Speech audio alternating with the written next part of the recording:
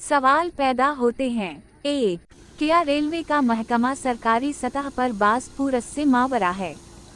2. क्या कराची के रेलवे के सरबराह को महकमा जाती शोकाज जारी नहीं होना चाहिए कि अवाम एक्सप्रेस 1.5 घंटा क्यों लेट हुई? 3. अवाम एक्सप्रेस की अपनी पावर वैन कहाँ गई और क्या 1947 से लेकर अब तक पाकिस्तान रेलवे 200 पावर वैन भी नहीं बना सका? इस बाबत रेलवे के चीफ एग्जीक्यूटिव अफसर साहब से भी इस्तिफसार दरकार है। 4. क्या रेलवे अब नई पावर वैन तैयार कर रहा है या बस चल चलाओ ही है? 5. रेलवे खुद इंजन क्यों नहीं बना रहा? 6. मौजूद ट्रैक को कौन ठीक करेगा, कौन नए बनाएगा? 7. हैदराबाद स्टेशन मास्टर साहब को शोकाज जारी होना चाहिए कि मुतवक्के बारिश को मद्देनजर रखकर अतराफ की जगहों को ऊंचा क्यों नहीं किया गया?